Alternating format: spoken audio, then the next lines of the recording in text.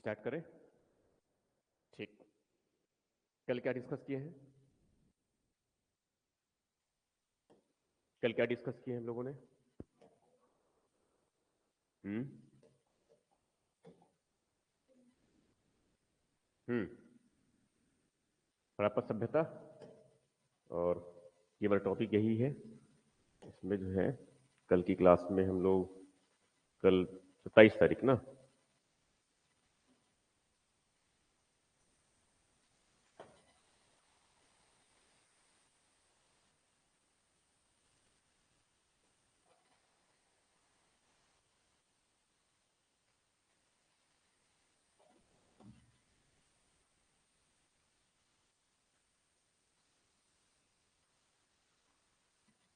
हम्म कल ये डिस्कस किए थे हम लोगों ने। ठीक है, यही से आगे बढ़े थे ना। तो सबसे पहले क्या था उसमें, जो शुरुआत में जो हम इतिहास से पढ़े हैं, इतिहास के जानकारी के स्रोत, स्रोत के प्रकार और जानकारी के स्रोत। उसके बाद फिर कौन सा कालखंड आया? पहला सेगमेंट आया था प्राक इतिहास और आद्य इतिहास। उसके बाद फिर जो है आगे ऐतिहासिक काल। और ऐतिहासिक काल में कौन सा आया? शुरुआत कहां से की हम लोगों ने? वैदिक से। ये तो पूर्व वैदिक और उत्तर वैदिक। पूर्व वैदिक उत्तर वैदिक के बाद फिर कौन सा आया? बुद्ध काल। 600 बीसी के आसपास पहुंच गए। महाजनपद काल जिनको भी कहते हैं, पूर्व मौर्य काल भी कहते हैं इनको वो। फिर कौन सा काल आया? मरुत्तर काल। तो कौन सा है? मरुत्तर। और मरुत्तर में जो है हम लोग सातवाहन और इस तरफ साथ में वाकाटक, और उस तरफ उत्तर पश्चिमी क्षेत्र में विदेशियों का आक्रमण, यूनानी, शक, पहलो और कुषाण, इसकी बात किए थे ये। उसके बाद फिर जो है स्थापना किसका हो गया? गुप्त वंश का। किसका है? गुप्त। अब गुप्त में गुप्त के समकालीन और साथ में कौन है? वाकाटक भी है। ठीक, तो इस समय के उनके राजनीतिक, आर्थिक, सामाजिक और सांस्कृतिक जीवन, इनकी बात किए थे ये। ठीक है, उसके बाद फिर कौन सा फेज आ जाएगा? गुप्तोत्तर वाला जो फेज आया। तो गुप्तोत्तर वाले फेज में भी जो है इस प्रकार से क्या है, कई एक्टिविटीज हुए। गुप्तोत्तर काल में जो है क्षेत्रीय राजवंश हुए अलग अलग, और क्षेत्रीय राजवंश का जो है भारत के अलग अलग क्षेत्र में उनका शासन, यही रहा बेसिकली। ठीक है, और उसके बाद फिर जो है, तो गुप्तोत्तर के बाद फिर जो फेज कौन सा आया? पूर्व मध्यकाल। कौन सा है? पूर्व मध्यकाल। पूर्व मध्यकाल में जो है वही क्षेत्रीय राजवंश है, और यहाँ इसी समय से ही जो है फिर भारत में विदेशी आक्रमण भी हुए। और विदेशी आक्रमण किसका हुआ था? अरबों का। किसके आक्रमण शुरुआत हुआ? अरबों का। तो अरबों का आक्रमण का मतलब कहां से? इस तरफ जो है, जो बड़ा जो खलीफा का जो राज्य क्षेत्र था, इस्लामिक जो सिद्धांतों के आधार पर जो खलीफा का जो राज्य क्षेत्र था, उनके स्तर से जो है, उनके जो अधीनस्थ जो क्षेत्रीय शासक थे, उन्होंने यहाँ पर आक्रमण किया भारत के उत्तर पश्चिमी क्षेत्र में। वो कौन थे? मोहम्मद बिन कासिम, पहला जो 712 में जो आक्रमण किया। और उसके बाद फिर जो है आगे इसमें आक्रमणकारी के रूप में कौन आए थे? महमूद गजनवी। ये बहुत बात कबे हुई है। अगर हम पूर्व मौर्य काल की बात, पूर्व मध्यकाल की बात कर रहे हैं, उसके बाद फिर कौन आया आगे? जो है मोहम्मद गौरी। और उसके साथ में कौन आया था? कुतुबुद्दीन ऐबक, जिसने जो है 1206 में एक नई वंश, कौन सा वंश? गुलाम वंश, जिसमें पहली राजधानी उसने जो बनाया था लाहौर था। बाद में उसके जो उत्तरकारी हुए इल्तुतमिश, उसने राजधानी बनाया, पैतृक केंद्र बनाया किसको? दिल्ली को। और वहां से जो है एक बड़ी जो है सल्तनत की स्थापना किया। क्या कहते हैं? दिल्ली सल्तनत। तो वहां फिर क्या चले जाएंगे हम? मध्यकाल में। यही है ना एग्जैक्टली ये। उसके पहले वाला फेज क्या था हमारे लिए? पूर्व मौर्य काल, यहां तक पूर्व मध्यकाल। ठीक, ये देख चुके थे हम लोग उसमें क्रम में। अब उसके बाद फिर हम जो है कहां बढ़ रहे हैं? वैदिक सभ्यता में चल रहे हैं। ठीक है, इसमें चल रहे हैं वैदिक सभ्यता। वैदिक सभ्यता जो है, तो ये जो है, ये सभ्यता जो है हड़प्पा, इतिहासकारों में जो है, हालांकि इसमें कोई एक मत नहीं है, सहमति नहीं है कि ये हड़प्पा के समकालीन रहे हैं या हड़प्पा के बाद है। मगर इन जनरल जो है, जो विचार है वो क्या है? ये हड़प्पा के बाद है। कुछ लोग इनको हड़प्पा के जो है पतन में भी एक कारण के रूप में देखते हैं। किनको? आर्यों के भारत के उत्तर पश्चिमी क्षेत्र में आक्रमण के रूप में। राइट, डिस्कस किया था मैं कि किस रूप में आए हैं। कुछ लोग को मानना है, कुछ इतिहासकारों का मानना है कि ये क्या है? एक आक्रमणकारी के रूप में आया है, और आर्यों और हड़प्पा सभ्यता के पतन में इनका योगदान रहा है। हालांकि ऐसा मानना जो है बहुत सही भी नहीं है। सही इसलिए नहीं है क्योंकि हड़प्पा सभ्यता के क्रम अगर देखे, उनकी क्रोनोलॉजी अगर देखे, तो एक हम लोग डिस्कस किए थे पूर्व हड़प्पाई चरण, फिर परिपक्व हड़प्पा चरण और उत्तर हड़प्पा चरण। और परिपक्व हड़प्पा चरण जो है, पहले जो जो पूर्व हड़प्पाई चरण 3200 से 2600 बीसी, डिस्कस किए थे। फिर उसके बाद में हड़प्पा जो परिपक्व चरण है वो कौन सा है, 2600 से 1900 बीसी। और उसके बाद 1900 से लेकर के आगे 1300 तक का जो फेज है वो क्या है, उत्तर हड़प्पाई चरण है, जिसमें नगरों का पतन हो रहा था। उसी फेज में जो है इस तरफ आर्यों का आगमन माना जाता है। और वो भी कब, मैक्स मुलर कहता है कि लगभग 1500 बीसी में आए। ठीक है, कहां से आए इसमें बहुत अधिक स्पष्टता नहीं है, वो डिस्कस किया था मैंने इसमें। ठीक है, कोई उनको यूरोप से आए हैं ये कहते हैं, मगर यूरोप में भी कहां से आए हैं ये भी नहीं पता है। ये सब बातें इसमें आगे डिस्कस किए हैं हम लोगों ने ये। ठीक है, तो मगर वो आए कब मानते हैं, वो लगभग 1500 बीसी के आसपास में आए हैं ये मानते हैं। और 1500 बीसी अगर एग्जैक्टली अगर देखा जाए तो सिंधु घाटी सभ्यता अगर उनका पतन की प्रक्रिया अगर देखें तो बहुत पहले से प्रारंभ हो चुका था। कब से, 1900 बीसी से, उनकी नगरीय तत्वों का। समझ में आ रहा जो कह रहा हूं मैं ये। तो एग्जैक्टली ये कहना कि हड़प्पाई लोगों के पतन में बहुत बड़ा मिलनी कारण किसका है, आर्यों का आक्रमण है, ये बहुत सार्थक प्रतीत नहीं होता। मगर हमें इन जनरल जो है समझना क्या है, वैदिक सभ्यता। तो वैदिक सभ्यता और इसमें जो लोगों का जीवन जिस प्रकार के हुआ करता था उनको हम कहते हैं संस्कृति उनकी है। तो क्या है, वैदिक संस्कृति। ठीक, अभी हम यहां पर जो है इसका संबंध किसी पर्टिकुलर धर्म से जो है था या नहीं था, हम उसकी बातें नहीं कह रहे हैं। समझ में आ रहा है ये, क्योंकि अभी भी जो है इस तरह से कोई इसमें अभी वैदिक की जो मान्यताएं हैं उनमें इस प्रकार से कोई हिंदू धर्म को लेकर के कोई शाब्दिक प्रयोग नहीं किया गया है। ठीक है, इसमें कहीं पर भी कोई सनातन धर्म से संबंधित कोई ऐसी कोई शब्द का प्रयोग नहीं है। समझ में आ रहा जो कह रहा हूं मैं ये। ठीक है, मतलब ये जो हम एग्जैक्टली किसकी बात कर रहे हैं, हम वैदिक सभ्यता की बात कर रहे हैं। ना तो हम उसमें हम हिंदू धर्म की बात कर रहे हैं और ना ही किसी सनातन धर्म की बात कर रहे हैं। ये हम एग्जैक्टली जो है एकेडमिक स्तर में जिस तरह से वैदिक सभ्यता को पढ़ा जाता है और हम पर्टिकुलरली किसकी बेसिस पर पढ़ रहे हैं, एग्जाम के दृष्टिकोण से पढ़ रहे हैं, तो हमें उनके हिसाब से जो है तथ्यों को दिमाग में रखने की आवश्यकता पड़ेगी। राइट, ठीक है, उसमें जो हम भावनात्मक स्तर पे आकर के जो है ये फिर क्या वो मांसाहारी थे, गौमांस खाते थे या नहीं, तो हमें उस पर नहीं उलझना है ये। ठीक है, एग्जैक्टली हमें समझना है अपने एग्जाम के दृष्टिकोण से ये। ठीक है, तो पहले जो सेगमेंट जैसे मैंने डिस्कस किया था इनमें कि वैदिक सभ्यता के उनके कालखंड, कालखंड में जो है इन जनरल जो है जो हमें जो विचार मिलता है वो दो भागों में, वैदिक जो सभ्यता है उनको दो भागों में बांट देते हैं। दो भागों में बांटने का जो मैंने बेसिक आधार बताया था, ठीक है, वैदिक सभ्यता को जो है दो भागों में बांटने का मैंने आधार बताया था। ये जो हम इसमें वैदिक जो सभ्यता है उनके जो कालखंड है उनको दो भागों में बांटते हैं। तो दो भागों में बांटने का जो बेसिक आधार है कि पहले वाले कालखंड वैदिक सभ्यता में और उसके बाद वाले कालखंड।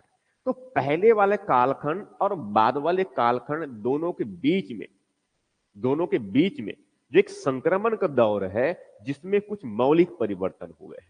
पहले उनका स्वरूप अलग था, उनकी समाज का, उनकी शासन व्यवस्था का, उनकी धार्मिक सांस्कृतिक मान्यताओं का, उनकी जीवन शैली अलग थे, उनकी अर्थव्यवस्था का आधार अलग था। मगर उत्तरोत्तर में जैसे कुछ पर्टिकुलर कालखंड के बाद उनकी जो है जीवन शैली में मौलिक बदलाव आया, उनकी सामाजिक मान्यताओं में बदलाव आया, समाज की संरचना में बदलाव आया, समाज की जो मान्यताएं हैं, जो नियम है उसमें बदलाव आया, उनकी शासन की व्यवस्था, उनके शासन करने के जो है जो तरीके हैं उसमें बदलाव आया, उनकी जो आर्थिक जीवन है उसमें बदलाव आया, उनकी जो है धार्मिक और सांस्कृतिक जो मान्यताएं हैं उसमें बदलाव आया।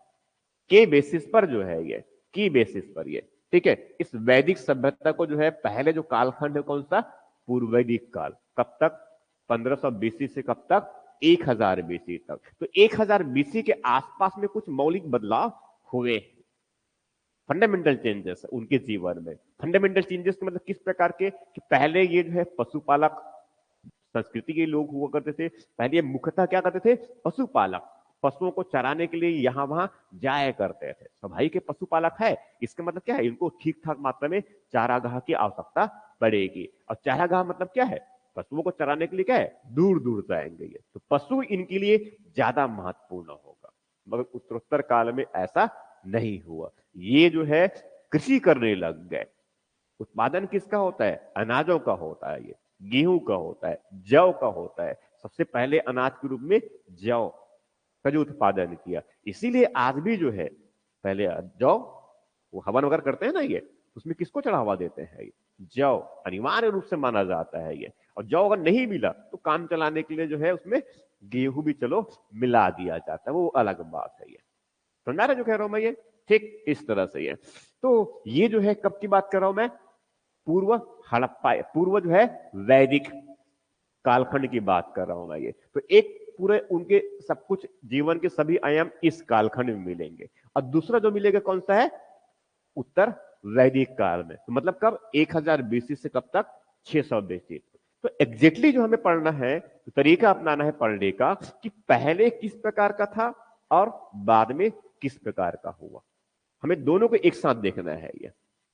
ठीक है, मैं दोनों को एक साथ लेकर चलूंगा। वो इसमें अगर मान लो मैं अर्थव्यवस्था पढ़ा रहा हूं पूर्व वैदिक काल में, तो हमें पैरेलल ही समझना है उत्तर वैदिक काल में अर्थव्यवस्था। तो कंपेरेटिवली जो है जब समझेंगे, तुलनात्मक रूप से जब समझेंगे कि यहां पर ऐसा हुआ करता था और यहां पर ऐसा, तो हमारी समझ जो है ज्यादा मजबूत हुआ, हम उस चेंजेस को जो है आइडेंटिफाई कर पाएंगे। समझ में आ रहा जो कह रहा हूं मैं ये? परीक्षा में भी इस प्रकार से पूछे जाते हैं ये कि पूर्व वैदिक काल में जो है वैदिक आर्यों की जो है आर्थिक जीवन में पशु का योगदान महत्व हुआ करता था, पशुओं के लिए युद्ध करते थे। जबकि जो है उत्तर वैदिक कालखंड में पशुओं के स्थान पर भूमि उनके लिए महत्वपूर्ण हो गए, और युद्ध या लड़ाइयां जो लड़ी गई वो भूमि के लिए लड़ी गई। पहला स्टेटमेंट कॉम्प्लेक्स में लिया मैंने ये। दूसरा आगे, ठीक है, समझ में आ रहा जो कह रहा हूं मैं ये? ऐसे एक और स्टेटमेंट दे देगा कि पूर्व वैदिक काल में जो है वहां लोहे का प्रयोग नहीं करते थे, जबकि उत्तर वैदिक काल में लोहे का प्रयोग करना शुरू कर दिया। नीचे इसमें लिखा रहेगा, क्वेश्चन दिया रहेगा, उपयुक्त दो कथनों में से जो है निम्नलिखित में से कौन सा कथन सही है? ऑप्शन दिया रहेगा, केवल ए, केवल बी, ठीक है, मतलब केवल एक, केवल दो। सी दिया रहेगा एक और दो दोनों सही। डी ना तो एक और ना ही दो। समझ में आ रहा जो कह रहा हूं मैं ये? यहां पर दोनों बातें सही है। मतलब कंपेरेटिवली जो है जब समझे रहेंगे तो वो ज्यादा आसान है ये। तो हमें इस तरह से लेके चलना है ये। समझ आ रहा है ये? तो उसके पहले तो कुछ कुछ बातें और भी है इसमें हमें ये, मगर दिमाग को हमें अभी से तैयार करना है कि एग्जाम में जैसे क्वेश्चन पूछे जाते हैं। कल मैं बहुत सारे क्वेश्चन को दिखा दूंगा इसमें, कैसे क्वेश्चन पूछे हैं उनको भी, ये प्रारंभिक परीक्षा में। ठीक है, तो थोड़ा सा आइडिया हो जाएगा। और आज उस स्लाइड जिसमें पेन ड्राइव में उसमें नहीं रखा हूं अभी, दिखा दिया होगा, कल मैं जरूर दिखाऊंगा उसको। ठीक है, अब ये दो कालखंड हो गया। दो कालखंड मतलब एक ये कालखंड हो गया और उसके बाद में दूसरा कालखंड। अब यहां पर इनको मैंने ऐसा लिख रखा है, इनको ऐसा लिखा होता तो ज्यादा अच्छा होता। ठीक है, ये तो उसके बाद फिर जो है किसके बात की हम लोगों ने? वैदिक आर्य। ठीक है, तो वैदिक आर्य, वैदिक सभ्यता के निर्माता कौन है? आर्य। वैदिक सभ्यता के जो है निर्माता कौन है? आर्य। अब आर्य जो है ये एग्जैक्टली कौन थे, कहां से आए, इसमें भी काफी बड़ी मात्रा में क्या है, अलग अलग तरीके से विवाद है। अब हमें जो है क्लास में भी नहीं झगड़ना है और ना ही बाहर में झगड़ना है कि वैदिक आर्य कौन थे। आर्य जो भी थे, हमको उससे क्या मतलब है? हमें एग्जाम से मतलब है। तो हम क्या करेंगे कि आर्यों का जो है ये एक तो आर्य का मतलब क्या होता है? आर्य का मतलब क्या होता है? श्रेष्ठ होता है। ठीक है, आर्य का मतलब क्या है? श्रेष्ठ। इसीलिए जो है जो राजा होते थे उसको भी कहे, उनकी जो पत्नियां जो है, ठीक है, उनको क्या बोलते थे? आर्य कहते थे। उनकी पत्नी उनको क्या बोलते थे? आर्य। समझ रहे हैं ना ये? अब कुछ जो है अपने पुत्रों को जो है भी उसको बड़ा अच्छा बताने के लिए जो है आर्य, तो उनके पुत्र के लिए आर्य पुत्र ऐसे भी कहते थे ये। ठीक है, तो किसी के अगर नाम भी रखना है तो फिर आर्य भी थोड़ा सा अच्छा नाम। समझ में आ रहा है ये? ऐसे इसमें काफी सारा बहुत अच्छी अच्छी चीज मिलेंगी इसमें। ये अगर थोड़ा सा उनको ठीक से अगर पढ़ाने वाला और पढ़ने वाला अगर मिल जाए तो काफी सारी चीज है जो बहुत अच्छा है, इंटरेस्टिंग है ये। तो आर्य के एग्जैक्टली मतलब क्या है? श्रेष्ठ। तो हम वैदिक आर्य की बात कर रहे हैं। अब ये जो आर्य जो शब्द है, ये बताया था मैंने, एक कुछ इतिहासकार मानते हैं कि ये जो है एक नस्ली समूह के जो है को प्रेजेंट करता है ये एक। कुछ लोग मानते हैं कि ये एक भाषाई समूह हुआ करता था। जो वैदिक आर्य की जो बात कर रहा हूं मैं, वो एक नस्ली समूह, एक पर्टिकुलर नस्ल से संबंधित लोगों के समूह को क्या है? आर्य कहते थे। कुछ इतिहासकार ऐसा मानते हैं। कुछ इतिहासकार मानते हैं कि ऐसा नहीं है। किस पर्टिकुलर भाषा बोलने वाले लोगों का समूह क्या कहलाते थे? आर्य कहलाते थे ये। ठीक है, जैसे जो है अबुझ माड़िया भाषा बोलने वाले लोग जो अबुझ माड़ वाले क्षेत्र में रहते हैं, क्या बोलेंगे? अबुझ माड़िया। क्या बोलेंगे? अबुझ माड़िया। जो भतरी भाषा बोलते हैं उनको क्या बोलेंगे? भतरी, भतरा जनजाति। समझ में आ रहा है? ये जो कमारी भाषा बोलते हैं क्या बोलेंगे? कमार जाति। समझ में आ रहा है? ये जो कवर्धाई भाषा बोलते हैं वह कहां रहते हैं? कवर्धा वाले क्षेत्र में। जो छत्तीसगढ़ी भाषा बोलते हैं वो कहां रहेंगे? छत्तीसगढ़ में। समझ में आ रहा जो कह रहा हूं मैं? ये तो ऐसे ही जो है ये एक्चुअल में जो है आर्य जो शब्द है वो भाषाई समूह है, ऐसा भी कुछ इतिहासकार मानते हैं। ठीक, जो भी है, मगर हमने एग्जाम के दृष्टिकोण से क्या समझ लिए? ये नस्ली समूह भी हो सकता है और साथ में क्या है, ये भाषाई समूह भी हो सकता है। ठीक, अब उसके बाद फिर जो है मैं इसमें आर्य, तो ये जो आर्य एग्जैक्टली जो है इनकी उत्पत्ति कहां से हुई, या इनका जो है आदि देश। आदि देश का मतलब, आदि मतलब क्या होता है? पुराना, प्राचीनतम। आर्य का मतलब क्या होता है? प्राचीनतम, पुराना। सबसे पुराना देश कौन था? अब जैसे कि जो है अब में से तो ठीक नहीं, ठीक है, जैसे कि मैं जहां पर रहता हूं या फिर मैं जिस गांव से बिलोंग करता हूं वहां पर जो है अभी वर्तमान में जहां पर हमारी बस्ती है, ठीक है, तो एग्जैक्टली अगर देखा जाए तो वो बस्ती वहां पर पहले नहीं हुआ करता था। अब उसके साक्ष्य मौजूद है। वो पहले जो है नदी के किनारे जो थोड़ा सा ऊंचा टीला बना है वहां पर हुआ करता था। ये कब हुआ करता था वो एग्जैक्टली जो है, मैं जब बड़े बुजुर्ग को पूछा तो उनको पता नहीं है। सिर्फ यही कहते हैं कि हाँ यहाँ पर नहीं है, पहले शीतला को बिठाया गया है यहाँ पर, और पहले वहां पर दूर क्षेत्र में वहां पर नदी के किनारे रहते थे। ऊंचा टीला मिला है और वहां पर कौड़ियां बड़ी मात्रा में मिले हैं। कुछ तो थोड़ा सा जवाहरात वगैरह भी, सोने वोने भी मिल गए हैं जब वहां से मिट्टी का उत्खनन करते रहे। तो समझ में आ रहा जो कह रहा हूं मैं? ये ठीक है, तो ये तो बिल्कुल सही है। तो वैसी जो है तो वो हम अब ये अनुमान लगाया जा सकता है कि हाँ हमारे पूर्वज कभी उस पर्टिकुलर जगह में रहते थे, राइट। तो ये तो मेरा अनुमान है ये, और वास्तविक भी साक्ष्य भी हमारे पास में है। तो वैसे ही कह रहा हूं, ये जो आर्य जो है जिनको हम कह रहे हैं ये मूलतः कहां के लोग थे, कहां रहते थे? उसी को कहते हैं आर्यों की उत्पत्ति या आर्यों का आदि देश। अब इसके बारे में इतिहासकार में जो है कोई एक सहमति नहीं है, अलग अलग है। हमको क्या है, हम सभी मत को पढ़ लेंगे। समझ में आ रहा है ये? अब प्रश्न जब आया तो उनमें जो ज्यादा सुटेबल लगा उसको हम बता दूंगा मैं, और उसी को टिक कर देना है हमें। ये तो एक विचार क्या है, पहला बात है, इसमें दो बातें हैं। एक, वैदिक आर्य भारत से बाहर, भारत में बाहर से आए, पहली बात। अब बाहर से आए तो कुछ लोग कहते हैं ये आक्रमणकारी के रूप में आए हैं जिसने हड़प्पा सभ्यता को नष्ट कर दिया, राइट। मगर ये बातें जो है बहुत तार्किक नहीं है। क्यों तार्किक नहीं है? क्योंकि हड़प्पा सभ्यता के जो है नगरीय तत्वों का पतन बहुत पहले से प्रारंभ हो चुका था। हो सकता है ये जब आए होंगे तो वो जो है जो पहले से जो है पतन की तरफ आगे बढ़ रहे थे, पहले से जो मर रहे थे तो उसको मरने में और ये हेल्प किया रहा होगा। मतलब ये एक कारक हो सकता है जो उनके पतन की जो प्रक्रिया है उनको और बढ़ा दिया होगा, राइट। क्योंकि पतन के लिए जिम्मेदार ये अकेला नहीं है। भूकंप आ गया कहते हैं, कोई कहते हैं महामारी फैल गया, ये भी कहते हैं। समझ आ रहा है ना? ये कोई कहते हैं संसाधनों का अतिदोहन हो गया, कोई कहता है जलवायु परिवर्तन हो गया, कोई कहते हैं जमीन पलट गया। समझ में आ रहा है जो कह रहा हूं मैं? इस प्रकार से ये तो ये एक मान्यता किस प्रकार का हुआ कि आक्रमणकारी के रूप में आए। दूसरे मान्यता इनमें क्या है, अब इनके बारे में क्या है, वैदिक आर्य जो है मुख्यतः कहां के, ये भारत के ही है, ये कहीं और से नहीं आए हैं, ये कहीं और से नहीं आए हैं, कहीं और से नहीं आए। अब कहीं कहीं और से नहीं आए, इसका मतलब क्या बात कर रहे हैं? ये मूलतः कहां के है? ये भारत की ही है। मूलतः कहां के है? भारत की है। समझ में आ रहा ना? ये एक मान्यता है ये। अब जैसे बताया मैंने कि आक्रमणकारी ग्रुप में आए हैं, तो आक्रमणकारी ग्रुप में आए तो एक साथ क्या पूरा आक्रमण करने आ गए? जैसे कि कहीं पर आक्रमण कर दिया जाता है, कहीं पर भी आक्रमण कर दिया जाता है ना, वर्तमान में देख रहे हैं कहीं कहीं आक्रमण कर ही दिए हैं, जानते हैं, ठीक है। तो वैसे जो है, या क्या वो टुकड़े टुकड़े में आए, पहले थोड़ा सा एक समूह में वहां पर आक्रमण किए। दूसरा और समूह बाद में आया, तीसरा और समूह बाद में आए, मतलब एक कबीला आया, क्योंकि सब कौन है, ट्राइब्स है बेसिकली। बेसिकली कौन है, ट्राइब्स है ये।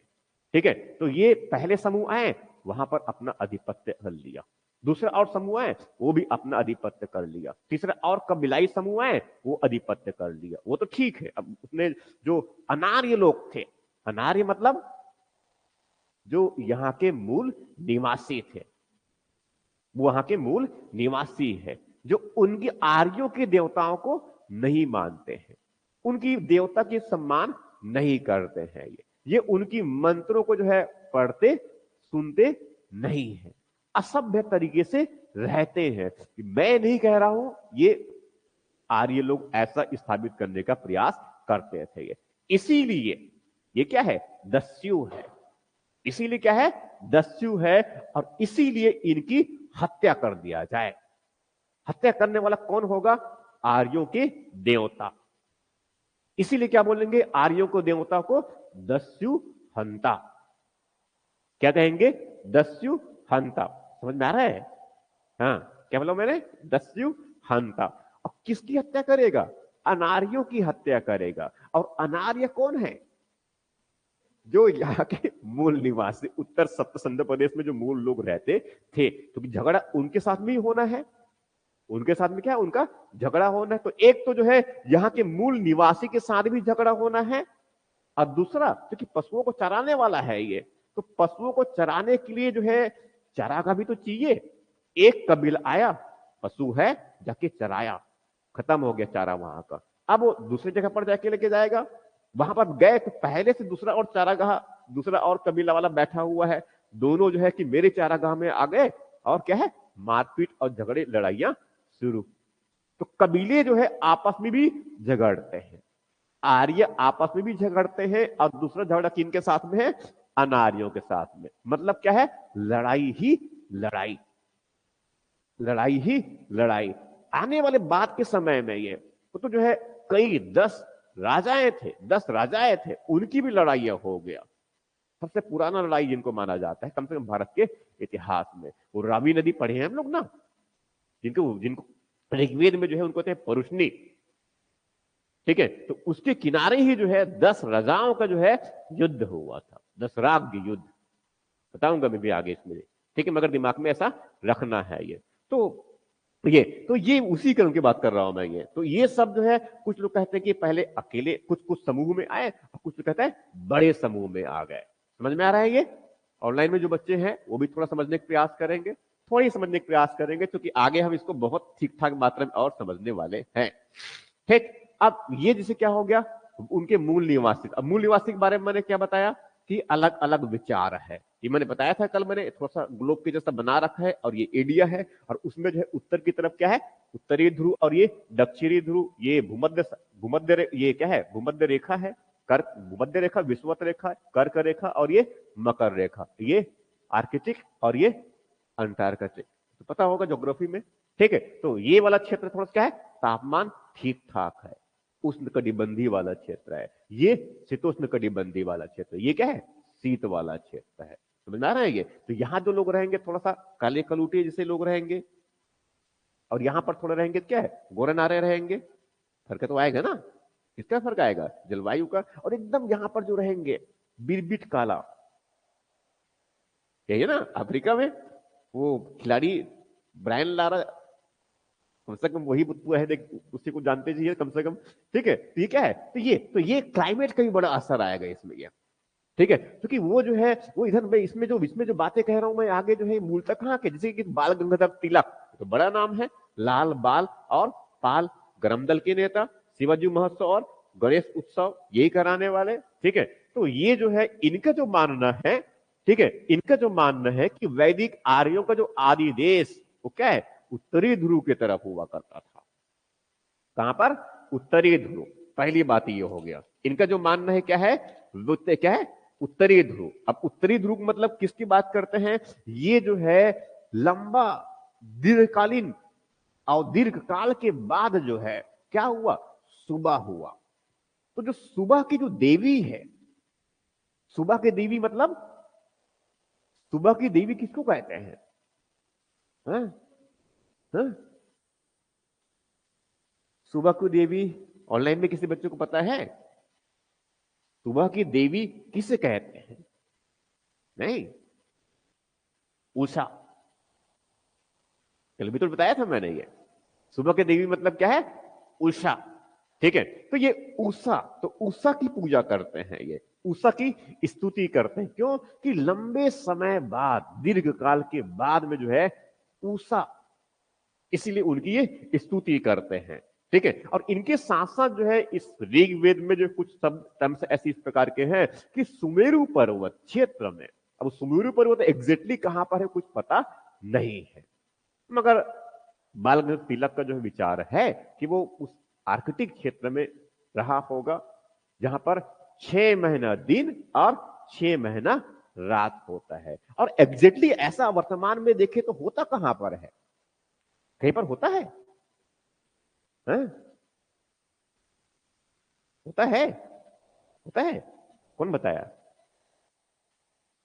हैं? होता है। ये झुकाव है ना, झुकाव है ना एक्चुअल में ये। ठीक है, इनकी वजह से अब ज्योग्राफी में जो है क्रांति सर को या फिर वर्मा सर को पूछ लेंगे कि वहां पर 6 महीना रात और दिन क्यों होता है, मगर होता है। ठीक, तो इसके बेसिस पर जो है इन्होंने तर्क दिया कि ये जो है मूलतः कहां के निवासी थे? उत्तरी ध्रुव के, मगर एग्जैक्टली वैसा नहीं है, कोई प्रमाण और नहीं है। अब स्वामी दयानंद सरस्वती 1975 में 1875 में आर्य समाज की स्थापना जिन्होंने किया था, तो पता होगा मुख्य परीक्षा के सिलेबस में भी है, प्रारंभिक परीक्षा में पीछे जाते हैं, पूछे जाते हैं ये। तो कब की बात कर रहा हूं मैं? आर्य समाज की स्थापना किसने किया? स्वामी दयानंद सरस्वती। ये वेदों को बहुत महत्वपूर्ण मानते थे, ये वैदिक जीवन के बहुत अच्छा पक्षधर थे, समझा रहा नहीं है? और इसीलिए जो है उन्होंने जो है जब बड़ी मात्रा में धर्मांतरण हो रहा था और बड़ी मात्रा में धर्मांतरण और बहुत सारे और भी जब गतिविधियां हो रहे थे, तब उन्होंने जो है लोगों को जो है, आम लोगों को जो है थोड़ा सा प्रेरित करने के लिए कि अपने जीवन को जो है सात्विक बनाएं। कैसे? जैसे वैदिक आर्यों का हुआ करता था। इसीलिए जो है इन्होंने जो है वेदों की ओर लौट चलो, ये नारा दिया। इनकी बात कर रहा हूं मैं, स्वामी दयानंद सरस्वती। क्या है? वेदों की ओर लौट चलो। ठीक है, तो इनका जो मानना है क्या है कि ये जो है वैदिक अर्थ आर्य मूलतः कहां से आया है? तिब्बत से आए हैं। दूसरी बातें हो गया तिलक, और फिर क्या है? तिब्बत से आए हैं, समझ में आ गया? दूसरी बात ये, फिर उसके अंदर तीसरा बात क्या है? यूरोपीय उत्पत्ति का सिद्धांत। मतलब क्या है? यूरोप से आए हैं, और ऐसा कहने वाले कौन है? एक महत्वपूर्ण व्यक्ति, कौन है? William Jones. बिल्कुल ध्यान में रखना है ये, ठीक है। मगर समस्या इसमें यह है, और ये किस बेसिस पर कहते हैं कि ऋग्वेद में कुछ जो शब्द है वो वैसा ही है जैसे कि जो है ईरानियों की पवित्र ग्रंथ अवेस्ता। ईरानियों की जो पवित्र ग्रंथ है उसे बोलते हैं अवेस्ता। समझ में आ रहा है ये? ठीक है, अवेस्ता। और अवेस्ता में जो है कई ऐसे देवता है,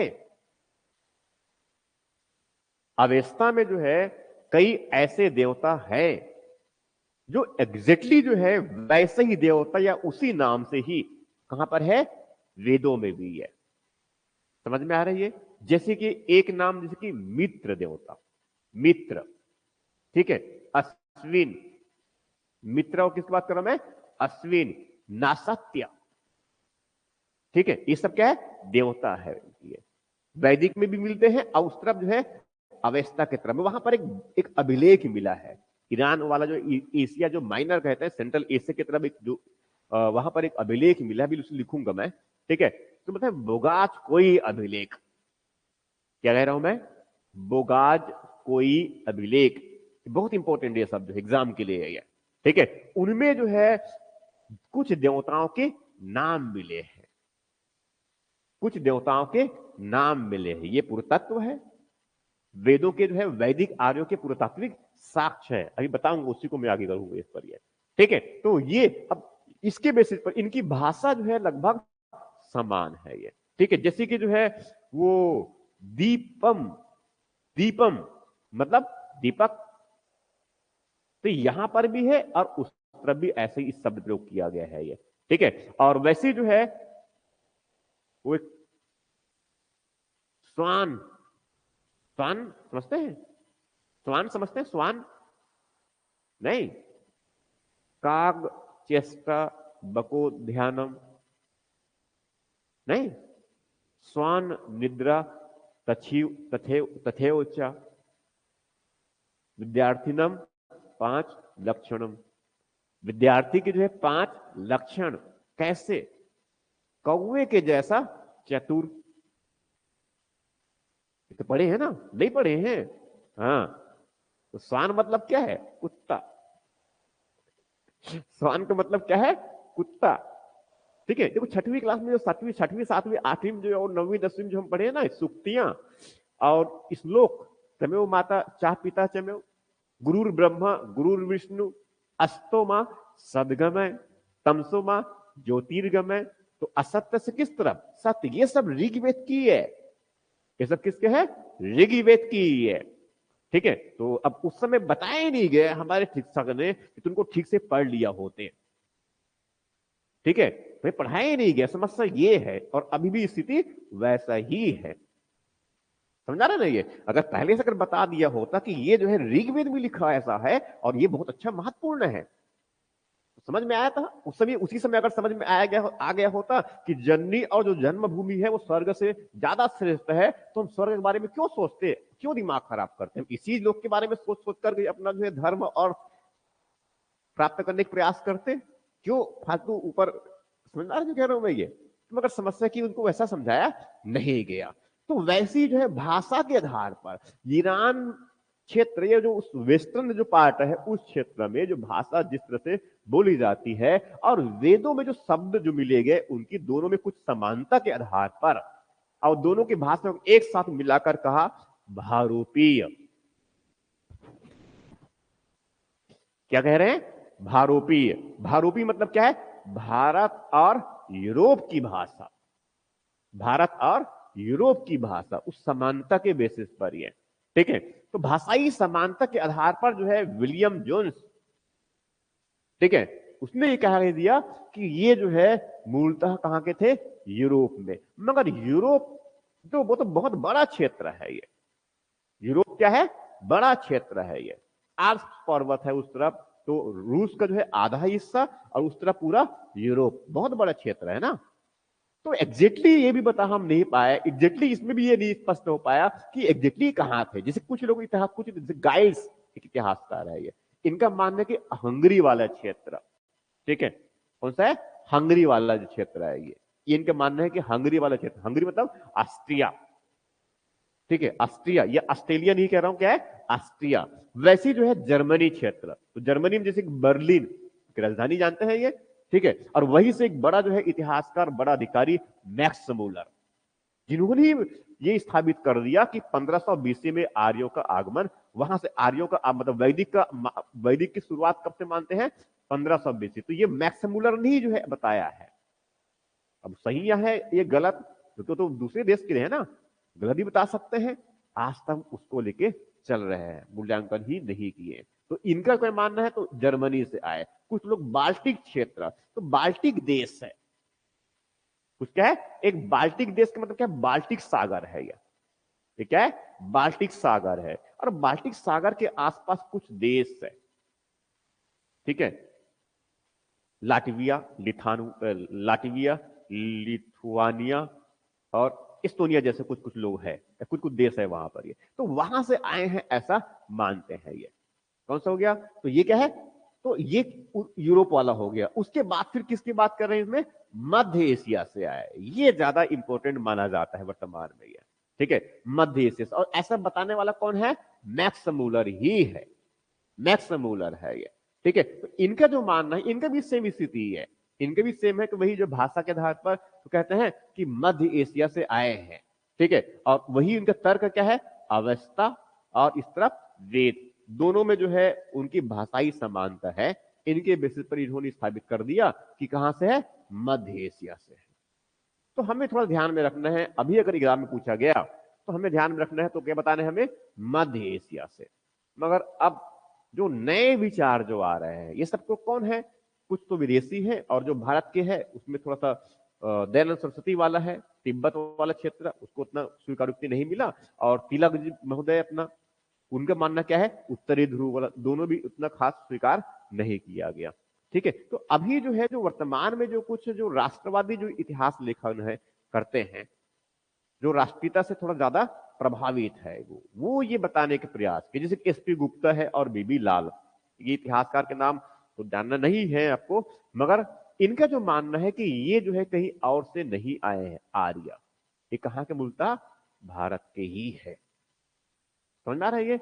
हालांकि अभी इनको पूरी तरह से स्वीकार नहीं किया गया है। उस समय तक हमें अभी एग्जाम के दृष्टिकोण से क्या ध्यान में रखना है कि कहां से है ये, मध्य एशिया से। इनको थोड़ा प्राथमिकता दे देना है, अगर एग्जाम में पूछा गया तो हमें इनको चुन लेना है। ठीक। अब उसके बाद फिर आगे ले रहे हैं मैंने, आगे इसमें क्या है, यही भारतीय उत्पत्ति वाला सिद्धांत, उसमें क्या है, ये तर्क यही वाला है ये। ठीक, तो राष्ट्रवादी के। अब उसके बाद हम आगे बढ़ रहे हैं यहां से। ठीक है, यहां तक हो गया।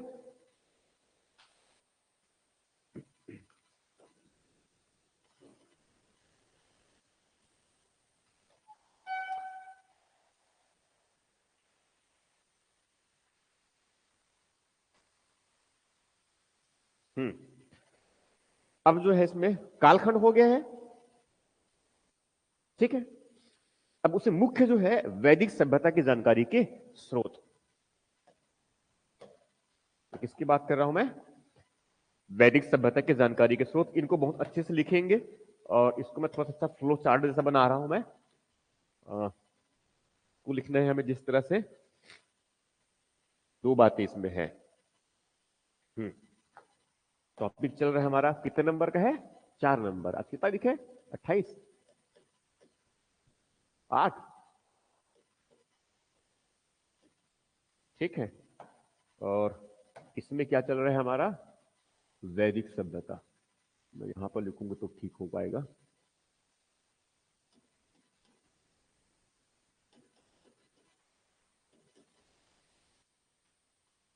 ठीक है,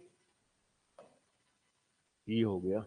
अब इसमें जो है दो बातें ध्यान में रखनी है हाँ भैया।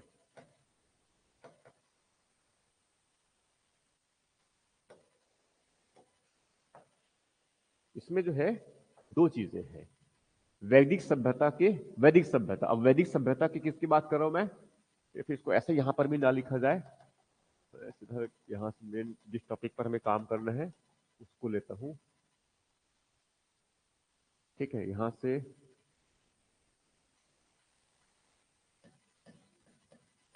वैदिक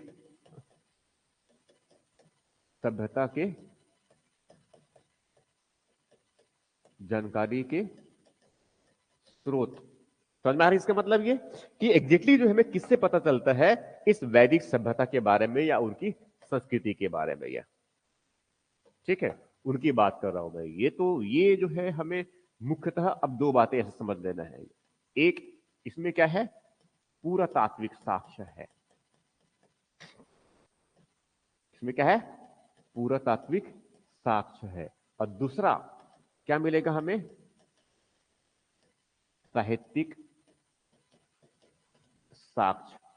दूसरा क्या मिलेगा हमें, साहित्यिक साक्ष्य। ठीक है, तो साहित्यिक साक्ष्य है और पुरातात्विक साक्ष्य है ये। ठीक है, अब इनके जो पुरातात्विक साक्ष्य जो मिले हुए हैं, ठीक है, पुरातात्विक जो साक्ष्य मिले हैं मैं उसकी बात कर रहा हूं पहले। ठीक, तो पुरातात्विक साक्ष्य में जो है, जो सबसे पहले है,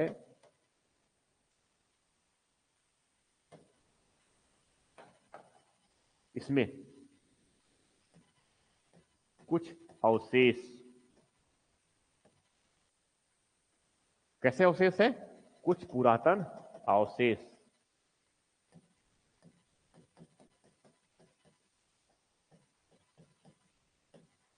ठीक, ये पहली बातें हुआ। अब पुरातन अवशेष का मतलब किन की बात करूं मैं, ये जो है, जो उत्तर हड़प्पाई जो ग्रामीण बस्ती हुआ करते थे, ये हड़प्पा काल के मैं उत्तर की बात कर रहा हूं मैं, और हड़प्पा काल के उत्तर की बात का मतलब किन की बात कर रहा हूं मैं? 1900 बीसी से लेकर के आगे 1300 बीसी तक, तब जब नगरी तत्वों का पतन हो गया।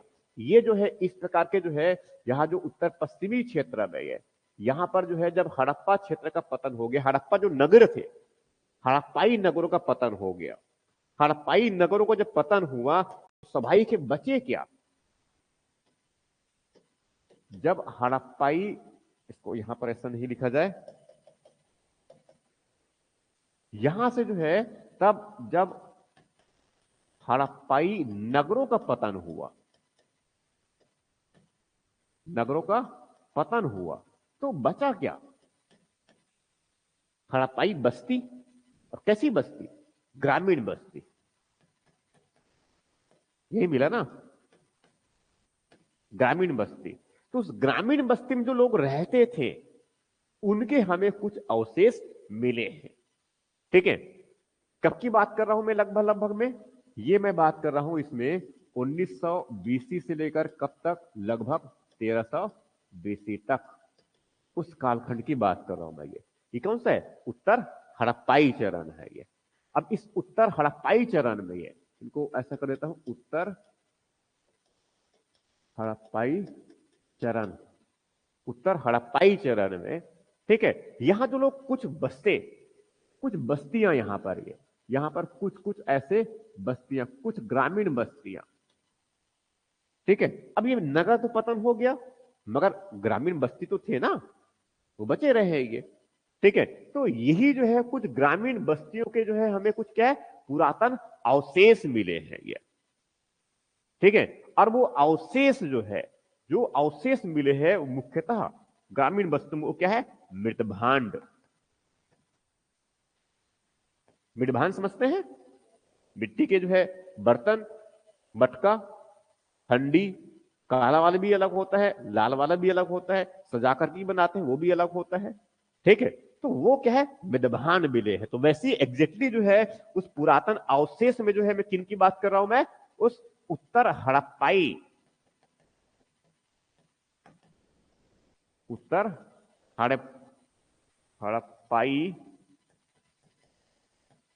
ग्रामीण बस्तियों के, ग्रामीण बस्तियों के मृतभांड, मृतभांडों के अवशेष ये हमें प्राप्त है।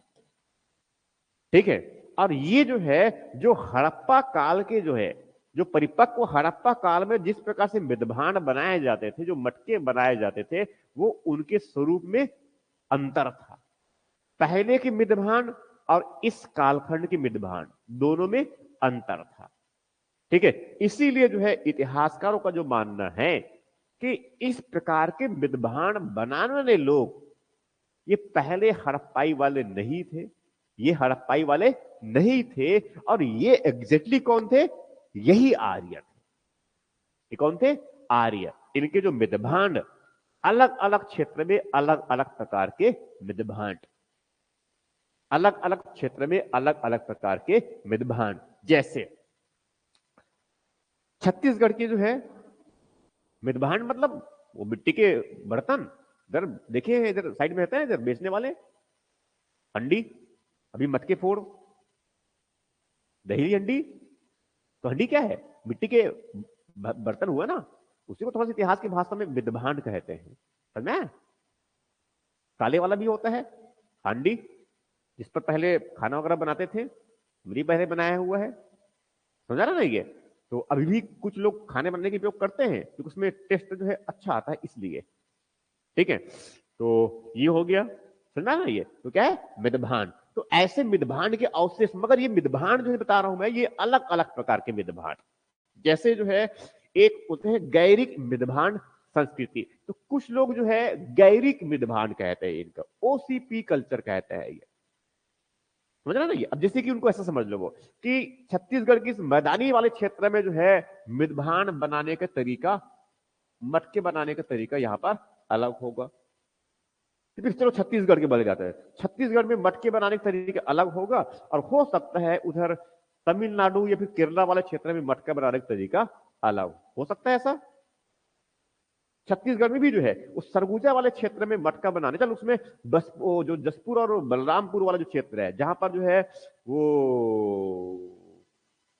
सबसे जो विशेष पिछड़ी जनजाति जो है कौन सी रहती है उस तरह, नाम कैसे बोल रहा हूं मैं, ठीक है चल जो भी है, ठीक है, तो वहां पर मटके बनाने का तरीका अलग होगा और हो सकता है अबुझ मारियों के मटके बनाने का तरीका अलग हो सकता है ये। तो अबुझ मारियों की अपनी एक संस्कृति, ऐसा मटका बनाने वाले, और इस तरफ कमार जनजातियों की अपनी संस्कृति, ऐसा मटका बनाने वाले, ठीक है। या फिर जो है कवर्धा क्षेत्र में जो कुम्हार रहते हैं वो अलग प्रकार का मटका बनाएगा, ठीक है, और बस्तर के क्षेत्र में हो सकता है वहां भी कोई कुम्हार रहता होगा, वो अलग प्रकार का मटका बनाएगा। तो ये कह सकते हैं ना, ये कवर्धाई क्षेत्र में जो लोग रहते थे वो इस प्रकार का मटका बनाते थे, मगर यहाँ बस्तर क्षेत्र में जो लोग रहते थे वो इस प्रकार का मटका बना रहे थे।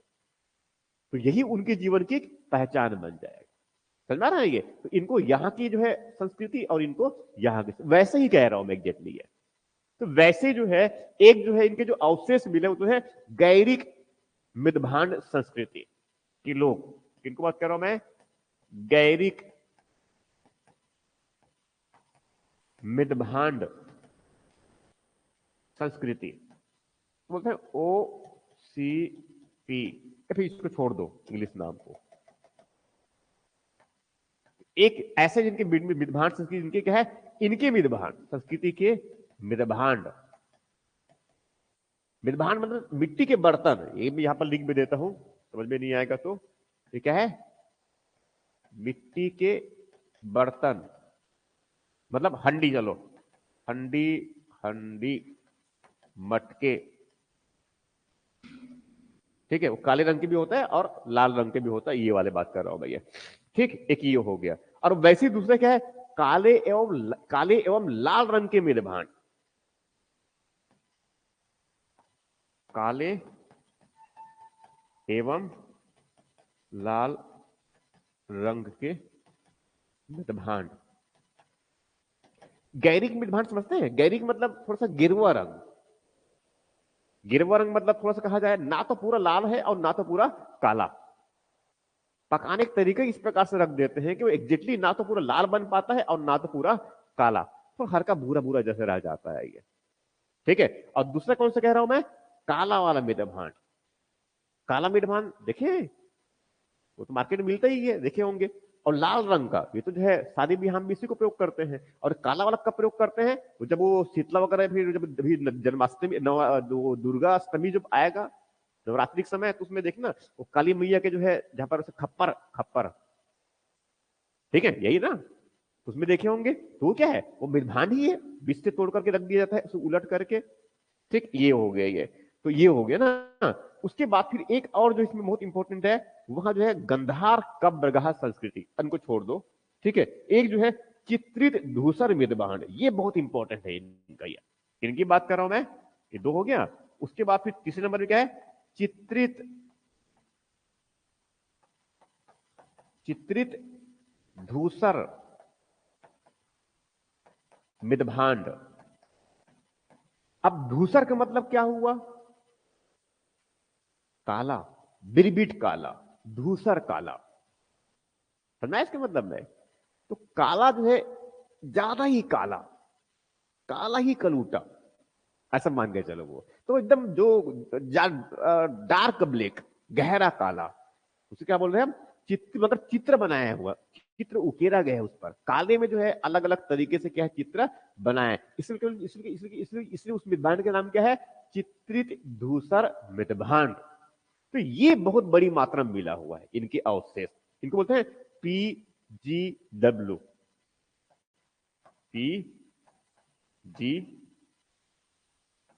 PGW, ठीक। अब ये चित्रित धूसर मितभांड जो कह रहा हूं, ये बहुत बड़ी मात्रा में मिला हुआ है, ठीक है। आगे लिखूं मैं, लिख लिए, ठीक है, लिख लीजिए, जल्दी लिखिए।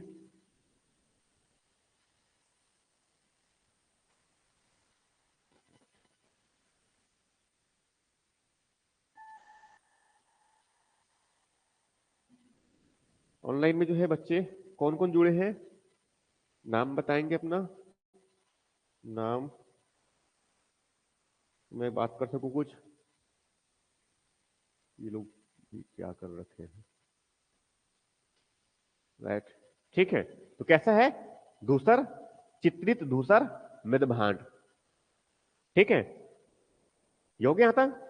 ठीक, आगे अब इसमें ये, अब उस धूसर, चित्रित धूसर मृदभांड वाले जो लोग हैं उनकी बात कर रहा हूं मैं। ये तो ये चित्रित धूसर मृदभांड संस्कृति के लोगों का निवास, यही एग्जैक्टली आएगा, लोगों का निवास। ये मुख्यतः कहां रहते थे, ये मुख्यतः रहते थे इस तरफ पंजाब, राजस्थान और हरियाणा वाले क्षेत्र में। कहां रहते थे ये, इसको ऐसा मान लो, ये ऐसा कर देता हूं मैं, और ये एग्जैक्टली जो है तो ज्यादा हो गया, हाँ, पंजाब, तो ये इस वाले क्षेत्र में, मतलब कौन कौन सी बात कर रहा हूं मैं यहां पर, पंजाब और हरियाणा और राजस्थान, इस क्षेत्र में रहते थे कौन लोग, ये लोग। ठीक है, और एग्जैक्टली यही क्षेत्र अगर देखें तो आगे हम जानते हैं कि क्या है, सप्त संध्य प्रदेश, मतलब इसी क्षेत्र की बात कर रहे हैं हम। ये मतलब है ना। आगे अगर हम मान लो इसमें जो है सप्त संध्य प्रदेश की जब बात करेंगे, तो सप्त संध्य प्रदेश का मतलब क्या है, इसी क्षेत्र की बात करेंगे आप ना। इसमें अगर हम आगे आगे अगर देखें तो इसमें जो सप्त संध्य प्रदेश बताएंगे आगे, तो ये क्या है, इसी क्षेत्र की बात करूंगे।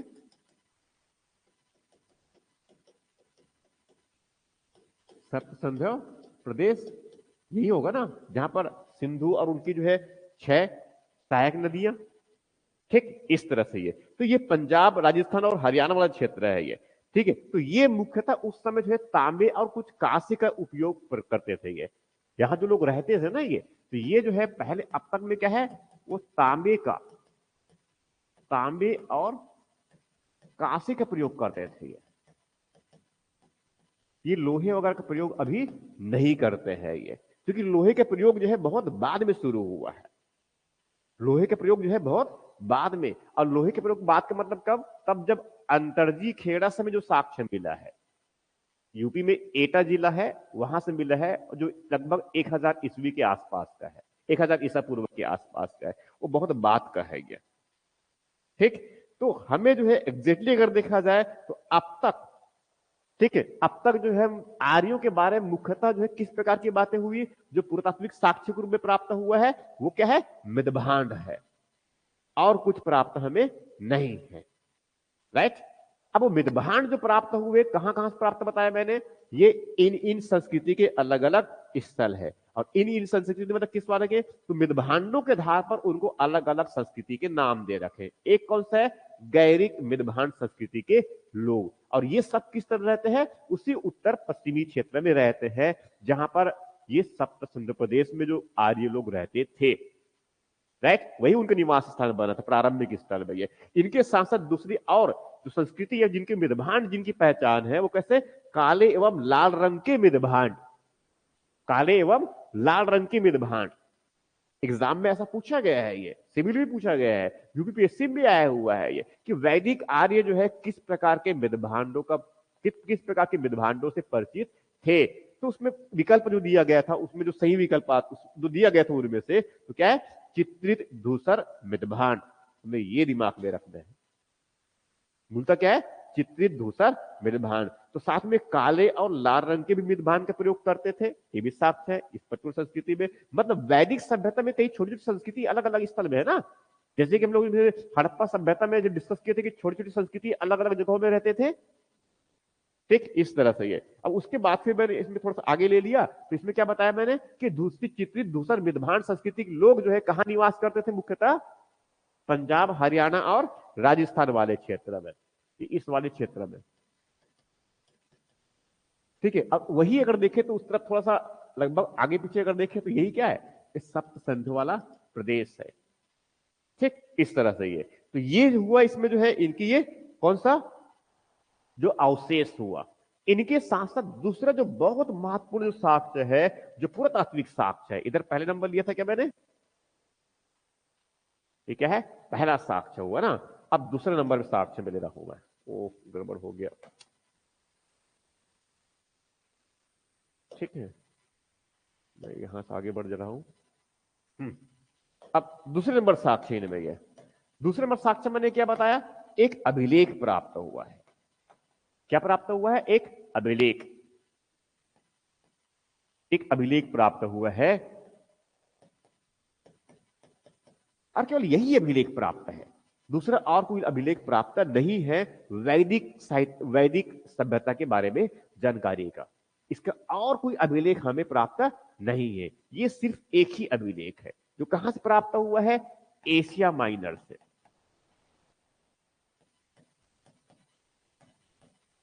एशिया माइनर मतलब किसमें, सेंट्रल एशिया की तरफ एक जगह का नाम है बोगाच कोई। किनकी बात कर रहा हूं मैं, बोगाज कोई अभिलेख है, ठीक है, एक बोगाच कोई अभिलेख है। और बोगाच कोई अभिलेख में जो है, जो, और ये जो बोगाच कोई अभिलेख है, ये जिनके जो, इनका जो कार्बन डेटिंग किया गया, तो ये जो है 1400 बीसी का है, 1400 ईसा पूर्व में इनको लिखा गया है। कब का है, 1400 ईसा पूर्व का। और लगभग जो है ये वैदिक सभ्यता, ये उनके जो प्रारंभ कब से मानते हैं भारत में, ये 1500 बीसी के आसपास से मानते हैं, लगभग इसी समय की बात कर रहे हैं अभी। ये कहां की बात कर रहा हूं, ये एशिया माइनर मतलब मध्य एशिया, सेंट्रल एशिया से प्राप्त है ये अभिलेख। कौन सा, बोगाच कोई अभिलेख, ये बहुत इंपॉर्टेंट है, इसको ध्यान रखेंगे, बोगाच कोई अभिलेख। अब इसमें जो है, जो लिखा हुआ है, इसमें जो लिखा है जिनके बारे में, ये एग्जैक्टली जो है, इसमें एक राजा जो है, ठीक है, इसमें जो है, इसमें जो लिखा गया है एग्जैक्टली, इसमें जब कोई युद्ध हुआ, तो युद्ध में जो है, युद्ध मतलब लड़ाइयां लड़ा गया, तो उसमें जो है कई राजाएं आपस में जो है वो संधि कर रहे हैं, तो लिखा गया है ना इस अभिलेख में, तो उसमें राजाओं के जो है संधि के बारे में लिखा गया है।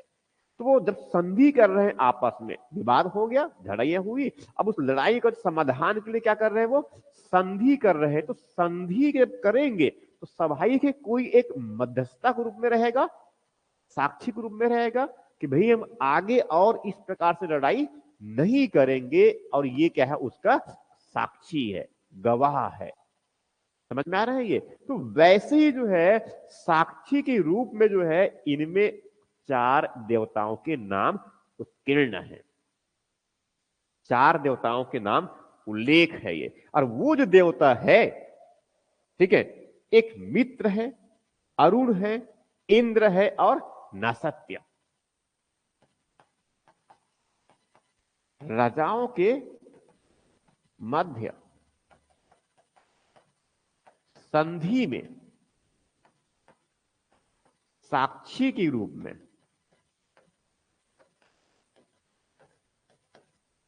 देवताओं का उल्लेख, ठीक है। और कितने देवता, 4 देवता, इसको मैं यही ऊपर आगे खींच दे रहा हूं मैं, तो 4 देवता इसमें। अब 4 देवता मतलब इसमें जो है, 4 देवता मतलब इसे कौन को बताया मैंने, एक जो है मित्र देवता, एक तो कौन सा है, मित्र। ये मित्र बहुत महत्वपूर्ण देवता माना जाता है। ये इस तरफ इंडिया में भी जो है वैदिक देवताओं में भी है, और उस तरफ ईरान वाले क्षेत्र, अरब वाले क्षेत्र में भी जो है मित्र। इसीलिए जो है वो जब कुषाण वंश हुआ था ना, कुषाण वंश, कुषाण में जो कनिष्क जो हुआ करता था, सबसे महत्वपूर्ण शासक वही थे ना, तो कनिष्क की जो मुद्रा उनका जो हुआ करता था, उस मुद्रा में जो है, जो भाषा, जिस भाषा में उसमें लिखा गया था, मंदारिन भाषा था। कौन सा भाषा, मंदारिन। और मंदारिन भाषा कहां की है, चीन की भाषा है। और उसमें जो है शिव, भगवान शिव, ठीक है, और साथ में जो है भगवान बुद्धा, ठीक है, और उस तरफ मित्र, ये उनके सिक्कों में उत्कीर्ण हुआ करते थे। तो इससे फायदा क्या होगा, चीन भी खुश, भारत में भी खुश, और अरब क्षेत्र वाले में एशिया और यूरोप तक खुश। कैसे? उनके देवताओं का नाम प्रयोग किया है। चीन वाले क्यों प्रयोग, क्यों खुश? उनकी भाषा का प्रयोग किया है। सभाई का फायदा किसको होगा? कुषाणों का होगा। सब उनके सिक्कों का उपयोग करेंगे। समझ में आ रहा है? ये क्या है? चालाकी और बुद्धिमत्ता है। ठीक है, तो इस प्रकार से तो एक देवता, उसमें एक देवता ये कुषाण ने जो प्रयोग किया था उसका नाम क्या है? मित्र भी हुआ करता था। ठीक है, तो एक देवता कौन हो गया? मित्र। दूसरा जो है इसमें इंद्र। इंद्र तो जानते हैं ऑलरेडी ये। तो देखो ये मित्र जो है हमें वेदों में मिलता है, वैदिक देवता भी है, और इंद्र तो स्वाभाविक है। पूर्व वैदिक काल में सबसे महत्वपूर्ण देवता कौन है? इंद्र है। यही सब दूर को तोड़ा है, दुर्ग को तोड़ने वाला, नगरों को तोड़ने वाला, पुर को तोड़ने वाला पुरेंदर, यही है ना। तो ये वैदिक लोग जो है पूजा आराधना करते हैं कि जाओ और उनके बस्ती और उनके नगर को तोड़ करके आए। तो तोड़ने वाला कौन है? इंद्र। इसलिए इनका नाम क्या बोलते हैं? पुरेंदर। तो एक क्या है? मित्र हो गया इंद्र, और एक है वरुण देवता। एक कौन सा देवता है? वरुण। अब वरुण देवता क्या है? समुद्र के देवता। ऋग्वेद में, वैदिक काल में कौन है? वरुण देवता। और एक और देवता है नासत्य।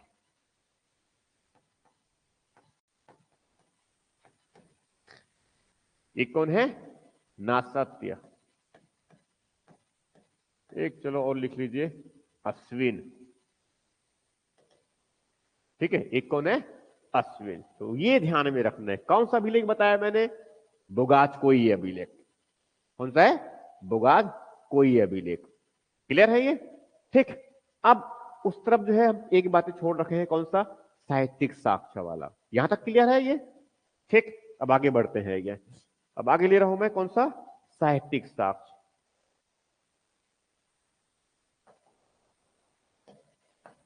अब साहित्यिक साक्ष्य को जो है कई प्रकार से थोड़ा समझना है।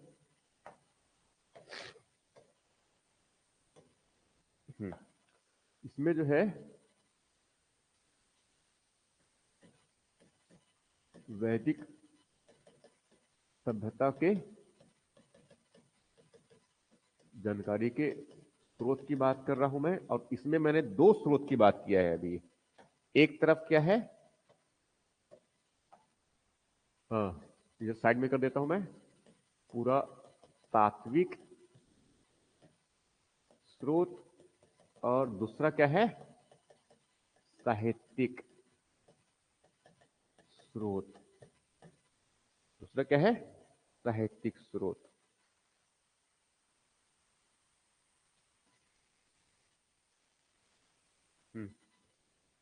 दूसरा क्या है? साहित्यिक स्रोत। तो अब यहां पर मेनली किसकी बात करूंगा मैं? किसकी बात करूंगा मैं? साहित्यिक स्रोत।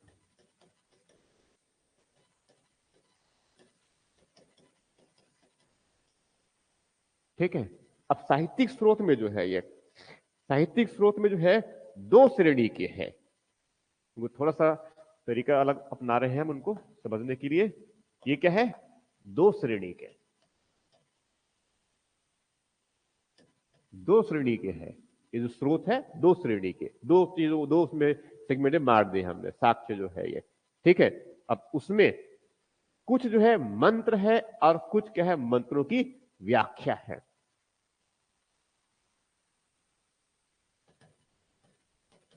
मंत्र, मंत्र समझते हैं? ठीक है। मंत्र भी कह सकते हैं इनको। एक और शब्द है ऋचा। एक और शब्द क्या है? ऋचा। एक शब्द है सुक्ति। एक शब्द है श्लोक।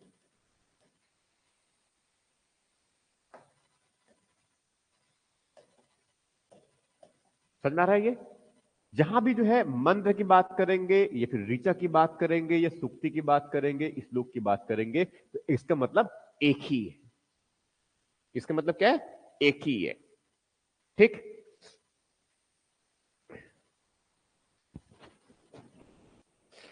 ठीक है। तो हमें वैदिक लोगों के बारे में जानकारी मिलने का जो है एक जो मुख्य जो स्रोत क्या है, उनको स्रोत जितनी मिलती है उसको हम दो श्रेणी में बांट दिए। तो पहला श्रेणी वाला क्या है? एक श्रेणी कौन सा है? जिनको हम क्या है? मंत्र, ऋचा, सुक्ति या श्लोक। ठीक है, और इसी में जो है स्तुति किया जाता है, प्रार्थना इसी में करेंगे ना, इसी को पढ़ करके। ठीक है, अब दूसरा जो है इनका वो क्या है, मंत्रों की व्याख्या से संबंधित है। मंत्रों की व्याख्या जिसमें दिया गया है उन साहित्यों की बात कर रहा हूं। मंत्रों की व्याख्या से संबंधित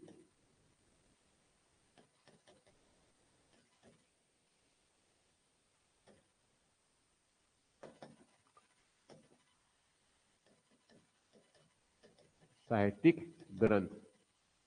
ठीक है, ये अब मंत्र, तो मंत्र किसमें है, किसमें है, वेदों में है। मंत्र किसमें है, वेदों में है।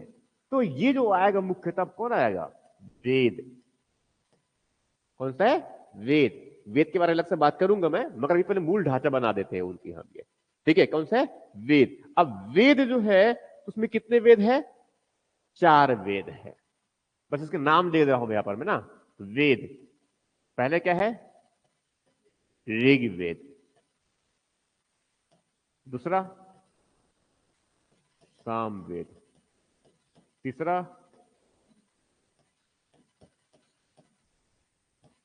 चौथा, ठीक, ये हो गया, ये तो वेद हो गया ये। ठीक है, अब उसके बाद फिर जो है मंत्रों की जिसमें व्याख्या किया गया है ऐसा ग्रंथ।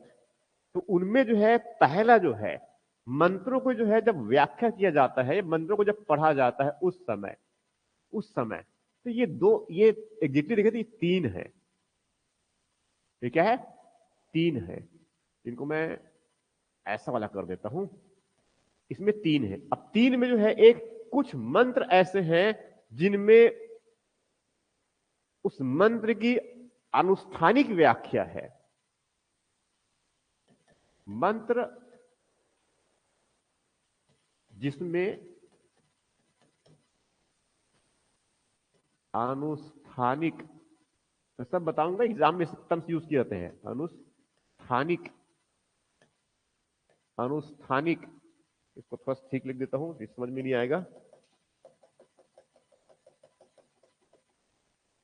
ऐसे कुछ मंत्र है जिसमें अनुष्ठानिक, एग्जाम में ये सब टर्म्स पूछे जाते हैं, यूज किया जाता है। अनुष्ठानिक व्याख्या किया गया है,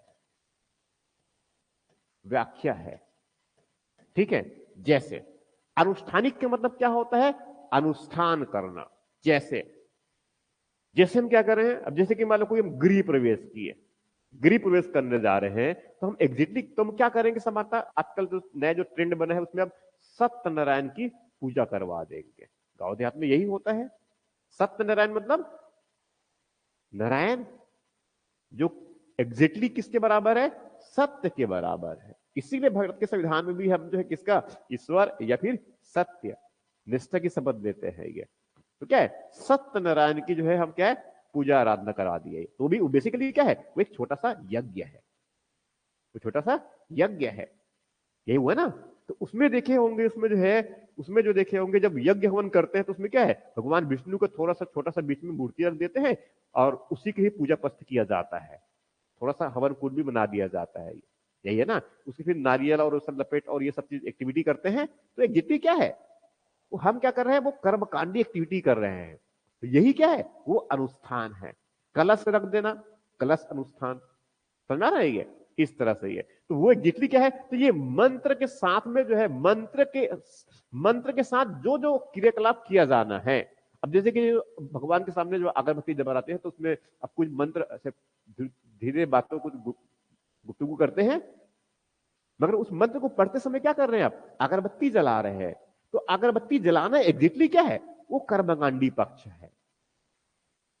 समझ में आ रहा है जो कह रहा हूं मैं, ये इस तरह से। तो वैसे कुछ क्या है, अनुष्ठानिक जो बातें हैं उन मंत्रों की, वो किस में लिखा गया है, वो तो वो लिखा गया है एक बड़ा सेगमेंट किसका होता है, ये ब्राह्मण ग्रंथ है ये। तो जितने ब्राह्मण ग्रंथ है, जितने भी ब्राह्मण ग्रंथ जितने भी है, जितने भी ब्राह्मण ग्रंथ है, उस ब्राह्मण ग्रंथ में किसके बारे में लिखा गया है, वो कर्मकांड, वो अनुष्ठान के बारे में लिखा गया है। इनको थोड़ा साधारण भाषा में क्या है, थोड़ा कर्मकांड भी कह सकता हूं मैं। कर्मकांडी, कर्मकांडी व्याख्या है। कैसे? यज्ञ जो है छोटा यज्ञ है तो थोड़ा सा कम दान देना पड़ेगा, कम बलि देना पड़ेगा। ज्यादा बड़ा यज्ञ है तो ज्यादा करना पड़ेगा। एक दिन का यज्ञ, एक घंटे के यज्ञ, अब देखे होंगे आजकल पुजारियों की भी सिर्फ थोड़ी सी, आधा घंटा वाला करवाएंगे तो इतना पैसा लगेगा, 2 घंटे वाला करवाएंगे तो इतना पैसा, समझ रहे ना ये। तो और अब थोड़ा सा यज्ञ, पहले थोड़ा सा एक ही प्रकार के कुछ 2-3 प्रकार के यज्ञ थे, तो ब्राह्मणों ने थोड़ा सा चालाकी से उसमें क्या किया, यज्ञों की मात्रा और बढ़ा दिया। तो क्या हो गया, ज्यादा दान दक्षिणा प्राप्त होगा, समझ आ रहा है जो है इस तरह से। तो महत्वपूर्ण कौन हो गया, ऐसे ही तो महत्वपूर्ण हुए हैं। और डराया डराया गया, डराया गया कि थोड़ा सा गलत, थोड़ा सा भी अगर गलत मंत्र पढ़ देंगे तो आप पाप के भागी बनेंगे। तो डर के मारे भी वो मंत्र पढ़ना बंद कर देते थे। बुलाते किसके थे, वही, ठीक है। तो ये इसीलिए क्या है, ब्राह्मण ग्रंथ की रचना कर दिया गया, समझ में आ रहा है ये। तो ब्राह्मण ग्रंथ की रचना मतलब क्या है, उसमें फुल्ली जो है किसके बारे में है कि मंत्र पढ़ते समय, एक मंत्र पढ़ते समय आपको क्या करना है, दूसरे मंत्र पढ़ते समय आपको क्या करना है, ये समझ रहे ना ये। अब नहाने जा रहे हैं तो नहाने समय जो है आप किस प्रकार के मंत्रों का वो करेंगे, गायन करेंगे, जो भी मंत्र पढ़ेंगे ये, ठीक है। और उसके बाद फिर जो है वो और जल डाल रहे हैं सूर्य देव को, तब उस समय समझ रहे ना ये, इस ऐसा जो भी करेंगे ये, तो ये उसके बारे में, ये कर्म कांड के बारे में। तो ब्राह्मण ग्रंथ जो है किसकी जानकारी मिलती है हमें, कर्मकांडी अनुष्ठानिक पक्षों की जानकारी मिलती है। समझ में आया जो कह रहा हूं मैं ये। और ये तो जो है वेद हो गया, उनकी मदद से बात करेंगे करेंगे, ठीक है। वेद का मतलब होता है, विद धातु से बना होता है, जिसका मतलब होता है जानना, ज्ञान प्राप्त करना। वेद का अर्थ क्या होता है, विद धातु से बना है। ये वेद जो शब्द है ना, ये विद धातु से बना है, विद धातु से बना है, विद धातु से, जिनका अर्थ होता है जानना या ज्ञान प्राप्त करना, ठीक है, जानना या फिर ज्ञान प्राप्त करना, ठीक है। तो एक ग्रंथ कौन सा हो गया, ब्राह्मण ग्रंथ। तो ब्राह्मण ग्रंथ में जो है किसके बारे में उल्लेख किया गया है, किनके बारे में उल्लेख किया गया है, कर्मकांड के बारे में उल्लेख है ये। उसके बाद दूसरा जो ग्रंथ है, जिनमें मंत्रों में, जिनमें मंत्रों की जो है, जिनमें मंत्रों में जो है किसकी बात की गई है, मंत्रों की जो है जो रहस्यवादी व्याख्या किया गया है। मंत्रों कैसी व्याख्या किया गया है, रहस्यवादी, मंत्रों की जो है रहस्यवादी व्याख्या।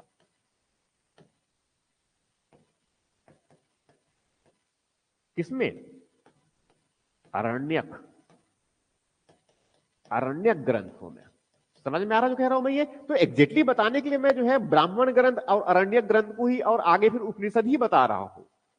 मगर एग्जाम में अगर पूछ दिया गया इस प्रकार से टिपिकल टाइप का कि इसमें अनुष्ठानिक व्याख्या किया गया है, निम्नलिखित वैदिक साहित्यों में से किस साहित्य में अनुष्ठानिक व्याख्या किया गया है, नंबर ए ब्राह्मण ग्रंथ, नंबर बी, ये भी नंबर ए वैद, नंबर बी ब्राह्मण ग्रंथ, नंबर सी अरण्यक ग्रंथ, और नंबर डी उपनिषद। तो अनुष्ठानिक व्याख्या या कर्म कांडों की जानकारी किसमें, ब्राह्मण ग्रंथ में। जो रहस्यवाद है, वैदिक मान्यताओं में जो रहस्य है, वैदिक मान्यताओं में जो रहस्य है, किसका रहस्य है, ज्ञान का जो रहस्य है, भक्ति का जो रहस्य है, कुछ कर्मकांडों का जो रहस्य है, ठीक है, और कर्म का जो रहस्य है, इनके बारे में किसमें लिखा गया है, अरण्यक ग्रंथों में। और लिखा कहां गया, अरण्य में जाकर के। लिखा कहां गया, अरण्य में जाकर के। अरण्य मतलब क्या है, जंगल, वन में जाकर लिखा। इसीलिए इस ग्रंथ को क्या बोलते हैं, अरण्य ग्रंथ, जिनमें जो है मंत्रों की जो है रहस्यवादी तरीके से व्याख्या किया गया है। उनके बाद फिर जो तीसरा जो हिस्सा, जो मंत्र का जो है व्याख्या का,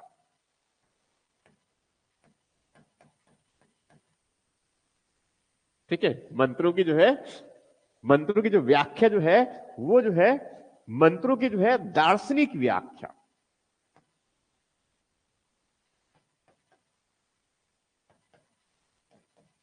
मंत्रों की जो है दार्शनिक व्याख्या। दार्शनिक व्याख्या मतलब क्या होता है? अब दर्शन क्या है? दर्शन। तो दर्शन का मतलब क्या होता है? दर्शन के यहां पर लिख दूं थोड़ा सा, मैं यहां पर साइड में दर्शन का मतलब लिख देता हूं मैं। जो दर्शन जो शब्द है ये बना है दृश्य धातु से। किससे बना है? दृश्य धातु से, जिसका अर्थ होता है देखना। जिसका अर्थ क्या होता है? बना, जिनका अर्थ होता है देखना। तो देखते तो सभी है, अंधे भी देखते हैं अंतर्मन से। तो देखना मतलब कैसे? ठीक से, गौर से देखना। ठीक से मतलब गौर से देखना। ठीक है। तो देखने के लिए हमारे पास में क्या होती है? इंद्रियां होती है। देखने के लिए क्या होती है? इंद्रियां होती है। और इंद्रियां जो है दो प्रकार की होती है, कर्मेंद्रियां और ज्ञानेन्द्रिया। ठीक है। कर्मेंद्रिया और ज्ञानेन्द्रिया। ठीक है। तो आंख, कान, नाक, ये सब समझ रहे ना, हाथ, ये सब जितनी एक्टिविटी ये क्या है? कर्मेंद्रिया है ये। ठीक है। और ज्ञानेन्द्रिया तो वो छठी इंद्रिय, मन, बुद्धि, ये सब बातें जितनी है ना, ये मैं से बता दूंगा उसको, वो दर्शन वाला हिस्सा है, उसको से पढ़ेंगे पढ़ेंगे हम लोग वो। तो देखना मतलब क्या है? ठीक से देखना। अब देखेंगे किसको? देखें तो आंखें तो देखने का तो काम करेंगी करेंगे ना, मगर क्या देखना है ये निर्णय कौन करे? अगर उस आंख पर नियंत्रण नहीं है तो आपकी बुद्धि का आपकी शरीर पर कोई नियंत्रण नहीं है। यही बात कह रहे हैं ना। इसीलिए जो है दर्शन में क्या है? ठीक से देखना, कि देखना है या नहीं देखना है, इसका निर्णय कौन करेगा? बुद्धि। ठीक है। तो इस प्रकार से बुद्धि के द्वारा जो है इंद्रियों पर नियंत्रण रख करके ठीक से देखना। कोई घटना को देखना, कोई पदार्थों को देखना, हाथी को देखना, गधे को देखना, या कोई विचार है उनको देखना, शरीर को देखना, जगत को देखना, जीव को देखना, ईश्वर को देखना, देवता को देखना, ब्रह्म को देखना, पर ब्रह्म को देखना, और अपर ब्रह्म को देखना। ठीक है। ये जो शरीर है किससे बना? एक तत्व से बना, या फिर दो तत्व से बना, या फिर बहुत से तत्व से बना? समझ में आ रहा है कह रहा हूं मैं ये? एक तत्व, दो तत्व, या फिर बहुत से तत्व। ठीक है। ये जो शरीर है, उस शरीर के अंदर जो है, जो शरीर को जो है जीवंत बनाए रखता है, वो क्या है? और या क्या वो आत्मा है? या फिर वो आत्मा है तो क्या वही परमात्मा है? वो जितना परमात्मा शक्तिशाली है, क्या आत्मा भी उतना शक्तिशाली है? वे जगत क्या है, वो सही है कि गलत? तो सत्य क्या है और गलत क्या है? सत्य तक पहुंचने का क्या रास्ता है? वो कर्म वाला रास्ता है, क्या भक्ति वाला रास्ता है, क्या वह ज्ञान वाला रास्ता है?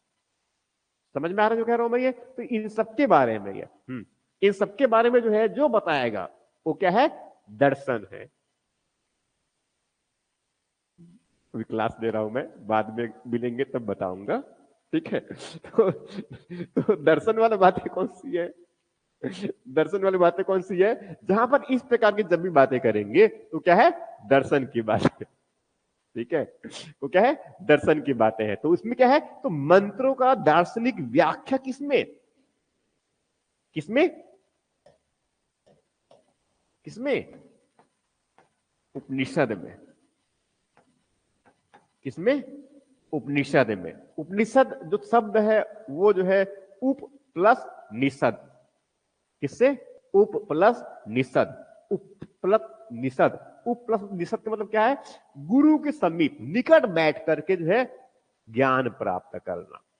तो गुरु शिष्य परंपरा जो है इसी समय से चली आई है यह। ठीक है। और आज भी जो है होते हैं हम, अगर आज तक थोड़ा सा दूर बैठ करके भी ज्ञान प्राप्त किया जा सकता है। दूर बैठ करके भी ज्ञान प्राप्त किया जा सकता है। तो मंत्रों की जो दार्शनिक व्याख्या किसमें किया गया? उपनिषद में किया गया। ठीक, तो इस प्रकार से क्या हुआ? अब ये इसमें और भी कई बातें हैं, अभी तो समय है थोड़ा सा, ठीक है। तो अब ये तो हो गया कि इसमें उनकी व्याख्या। अब उसमें जो है जो वैदिक ग्रंथ है उनको मैं अलग अलग कोटि में बात कर दे रहा हूं भैया, ठीक है। तो ये तो है यहां तक। अब उसके बाद फिर जो है इसमें और कुछ कुछ टर्म्स यूज करते हैं इनमें, जो कभी एग्जाम में पूछा जाता है इनमें, ठीक है, उनको लेकर मैं डिस्कस कर दे रहा हूं। मैं यहां तक बढ़ गया हूं, ठीक। अब इसके बाद जो है आगे इसमें है, ठीक है, वैदिक ग्रंथों का जो है विभिन्न कोटियों में विभाजन की बात कर रहा हूं भैया। जो वैदिक ग्रंथ है इसमें जो है मैं वैदिक ग्रंथों का विभिन्न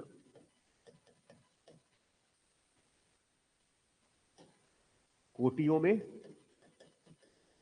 विभाजन, मैं सब एग्जाम के दृष्टिकोण से इसको अलग अलग सेगमेंट से ले रहा हूं ना। एग्जाम में जैसे पूछते हैं उस तरीके से वो टर्म्स हमारे पास में आ जाए, ठीक है। जैसे इसमें जो है कभी कभी जो है श्रुति शब्द को यूज किया जाता है। ये इसमें जो है एक क्या है? श्रुति, ठीक है, एक क्या है? श्रुति। अब श्रुति का मतलब क्या है? एग्जैक्टली जिनको सुन करके संकलित किया गया है। एग्जैक्टली मतलब क्या है इनका? सुन करके। एग्जैक्टली मतलब क्या है? सुन करके। ये सुनकर, किसको? वाणी को सुनकर। किसकी वाणी? देववाणी। समझ में आ रहा है ये? तो देवताओं की जो वाणी है वो क्या है? देववाणी।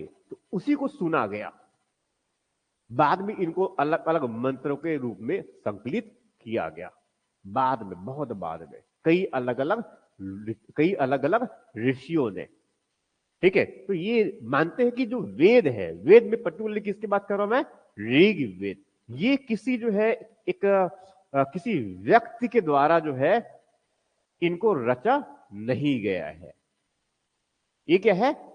देवताओं के द्वारा जो है, देवताओं के द्वारा जो है उनको बोला, उन देवताओं के द्वारा जो है इनको देवताओं के द्वारा इनको बोला गया है, वाच किया गया बोलते हैं, ठीक है। तो क्या है? देवताओं की वाणी है ये किसी एक ऋषि मुनि या किसी रचनाकार की रचना नहीं है। ये देवताओं के द्वारा जो है बोली गई ये वाणी है उनकी। इसीलिए इनको क्या बोलते हैं? देववाणी के रूप में क्या है? श्रुति। क्या बोलते हैं? श्रुति, ठीक है। हाँ, ये क्या हो गया? श्रुति। तो श्रुति टर्म से मतलब क्या हुआ कि इसमें जो है वेद, श्रुति की जब भी बात करेंगे तो उसमें क्या है? क्या है? वेद है। इसमें क्या है? वेद। वेद के बारे में बता चुका हूं मैं। वेद किससे बना है? विद धातु से बना है, ये तो बताया हूं मैंने, ठीक है। जिनका अर्थ जानना होता है, वेद हो गया। और ब्राह्मण ग्रंथ, ठीक है। और श्रुति में जो सम्मिलित होता है आरण्यक और उपनिषद। आरण्यक और साथ में क्या है? उपनिषद। आरण्यक और उपनिषद, ठीक है।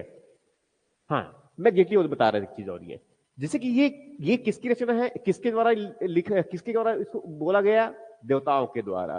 किसी पुरुष के द्वारा इसकी रचना नहीं हुई है। समझ में आ रहा है जो कह रहा हूं मैं ये, ठीक है। इनकी रचना जो है किसी पुरुष के द्वारा नहीं किया गया है। इसीलिए इसीलिए जो है इन वेदों को अपौरुषेय,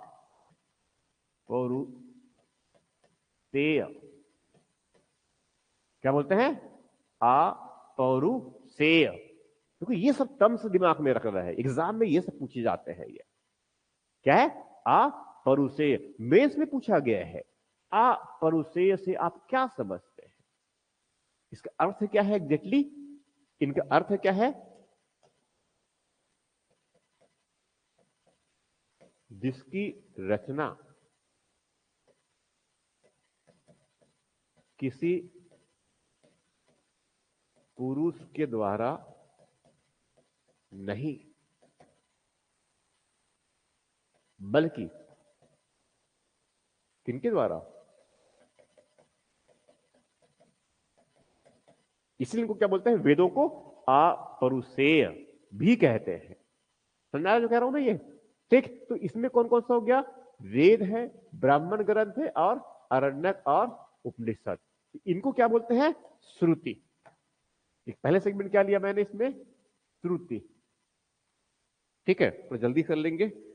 दूसरा जो है स्मृति। दूसरा कौन सा हो गया इसमें, स्मृति, श्रुति, और दूसरा कौन सा है, स्मृति। स्मृति ग्रंथ है, ठीक है, जैसे कि इसमें बहुत सारे ग्रंथ है, उसको मैं अलग से लिखाऊंगा। इसमें स्मृति ग्रंथ है, और स्मृति ग्रंथ में जो है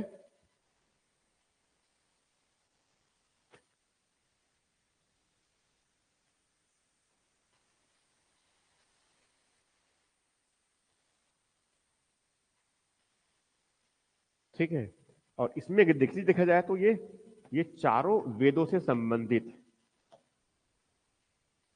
इसमें क्या है, चारों वेदों से संबंधित विभिन्न ग्रंथ।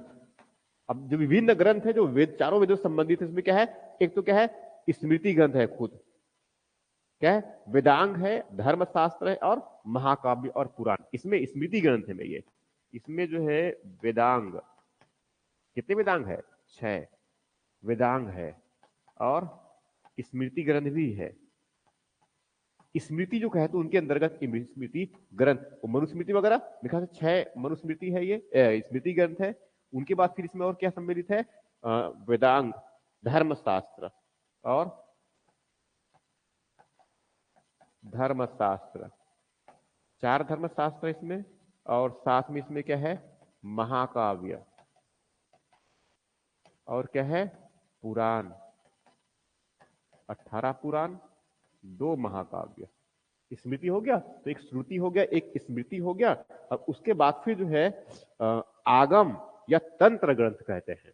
मैं आगे और ले रहा हूं इसी को, और इसमें क्या है, तीसरी बात है किसके ले रहा हूं मैं, आगम। तो ये पहला ले लिए, ये दूसरा ले लिया, और ये तीसरा, आगम। नाम सुने कभी ये, आगम निगम, ठीक है। आगम ये होते हैं तंत्र ग्रंथ, आगम या इनको कहते हैं तंत्र ग्रंथ। और इसमें जो है, जो विभिन्न संप्रदाय से संबंधित जो ग्रंथ,